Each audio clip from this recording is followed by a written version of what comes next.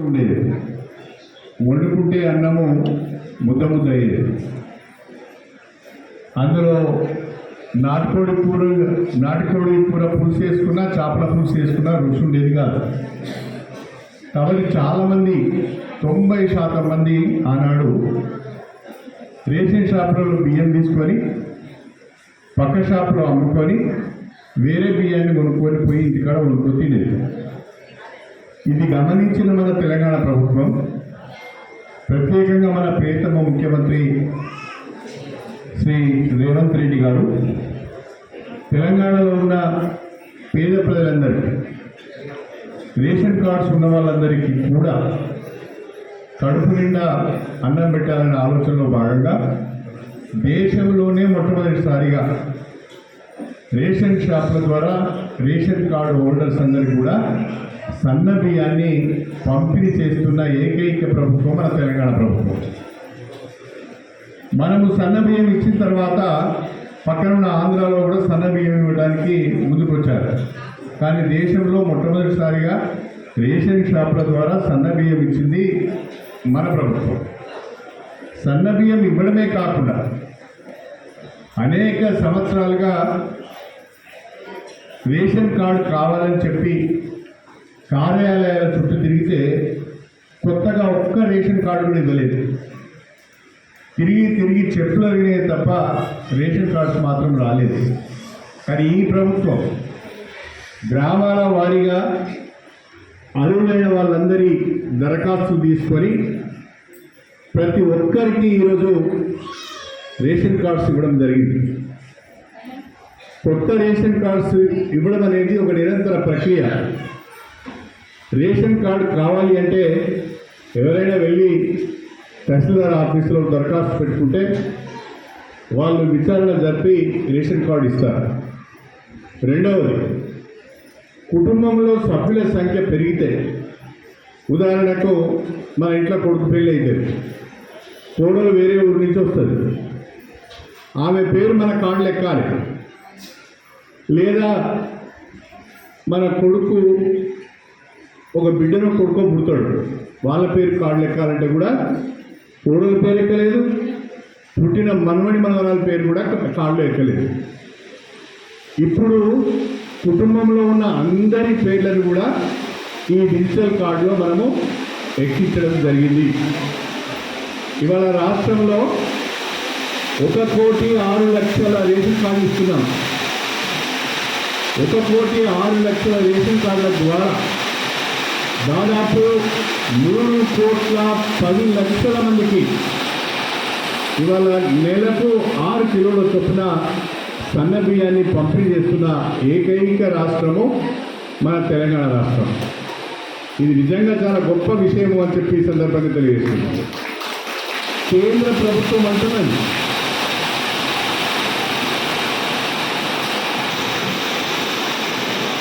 పేదవాళ్లకు మంచి పని చేస్తున్న వాటికి దేవుడు కూడా కరుణించి వర్షం పడతారు. 1,06,00,000 రేషన్ కార్డుల ద్వారా 3,10,00,000 మందికి నెలకు 6 కిలోల చొప్పున సన్నబియ్యం ఇస్తున్నాం. సంవత్సరానికి 13,800 కోట్ల రూపాయలు సన్నబియ్యం పంపిణీకి మనం ఖర్చు చేస్తున్నాం. ఈ మధ్యన బీజేపీ వాళ్ళు అంటారు, ఇది మా చెల్లెలందరూ వినాలి, మా అక్కలు చెల్లెలందరూ వినాలి. ఈ మధ్యన బీజేపీ వాళ్ళు అంటారు, అయ్యో కార్డు మీద ముఖ్యమంత్రి బొమ్మ, పౌర సరఫరాల శాఖ మంత్రి బొమ్మనే ఉంది, మా నరేంద్ర మోడీ గారి బొమ్మ ఎందుకు లేదని అడుగుతున్నారు.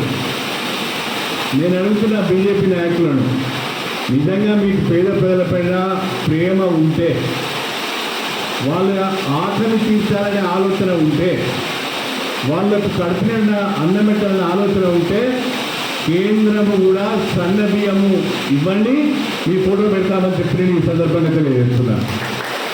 మీరు ఇచ్చేది దొడ్డు బియ్యం, మేము ఇచ్చేది సన్న బియ్యం. ఈ సన్న బియ్యానికి రాష్ట్ర ప్రభుత్వం అదనంగా కొన్ని వేల కోట్ల రూపాయలు ఖర్చు పెడుతున్నది.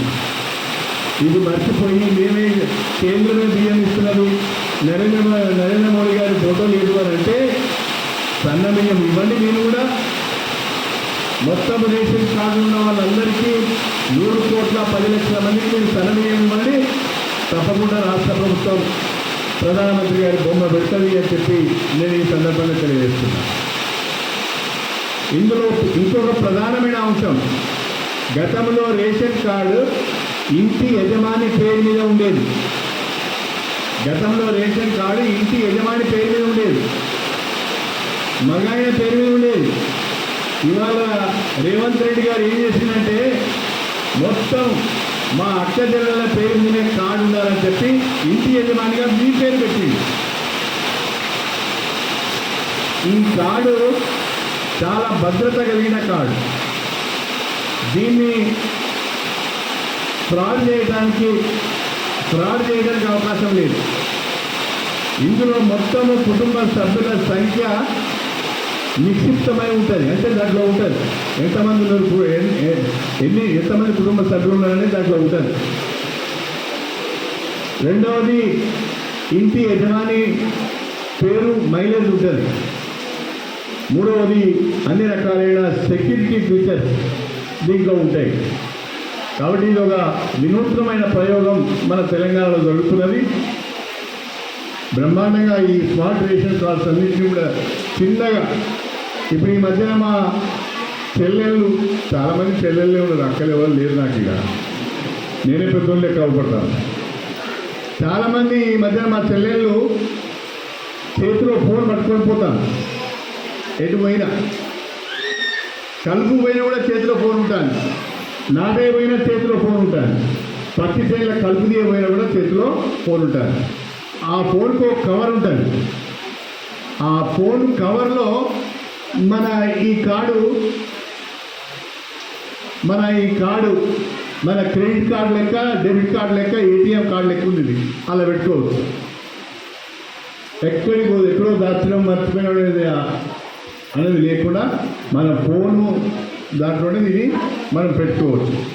దీన్ని జాగ్రత్తగా ఉపయోగించుకోవాలని చెప్పి నేను మీ అందరినీ కూడా కోరుతున్నాను. ఈనాడు కాంగ్రెస్ ప్రభుత్వం మహిళా సంక్షేమానికి పెద్దపీట వేస్తున్నది. ప్రతిదీ కూడా మహిళల పేరు మీద చేస్తున్నది. ఇందిరమ్మ ఇండ్లు మహిళల పేరు మీద ఇస్తున్నారు. ఇంటి జాగా మహిళల పేరు మీద ఇస్తున్నారు. రేషన్ కార్డు మహిళా పేరు మీద ఇస్తున్నారు. ఉచిత కరెంటు మహిళల పేరు మీద ఇస్తున్నారు. మహిళలకు ఆర్టీసీ బస్సులలో ఉచితంగా ప్రయాణం చేసే అవకాశం ఇస్తున్నారు.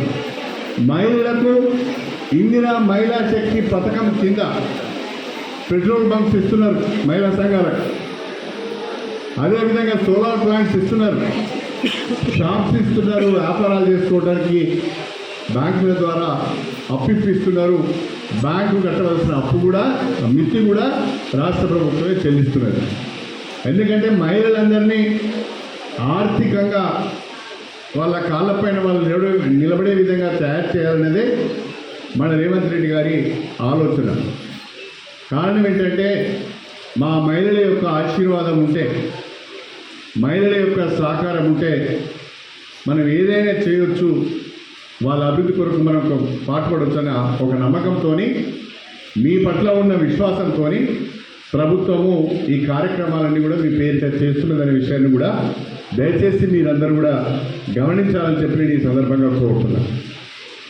అదేవిధంగా ఈరోజు మా పేద వర్గాల వాళ్ళందరికీ కూడా గణపురంలో చక్కటి వైద్యం అందించాలనే ఆలోచనతో ఇవాళ 46 కోట్ల రూపాయలతో బ్రహ్మాండమైన 100 బెడ్ హాస్పిటల్ కడుతున్నాం. ఇంకొక 3-4 నెలల్లో హాస్పిటల్ పూర్తి అవుతుంది.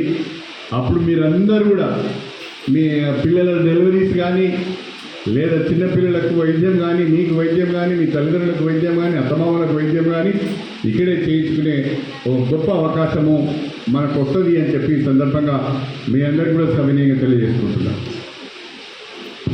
తెలంగాణ ప్రభుత్వం మహిళలను ఆర్థికంగా బలపరచడమే కాకుండా వాళ్లకు మెరుగైన సంక్షేమ పథకాలు ఇవ్వడమే కాకుండా రాబోయే రోజులలో మహిళలను కోటీశ్వరులను చేయాలనే ఆలోచనతో మన ప్రియతమ ముఖ్యమంత్రి రేవంత్ రెడ్డి గారు ఉన్నారు. కాబట్టి వారికి మీ ఆశీర్వాదం ఉండాలని చెప్పి నేను ఈ సందర్భంగా కోరుకుంటూ మీ అందరి దగ్గర సెలవు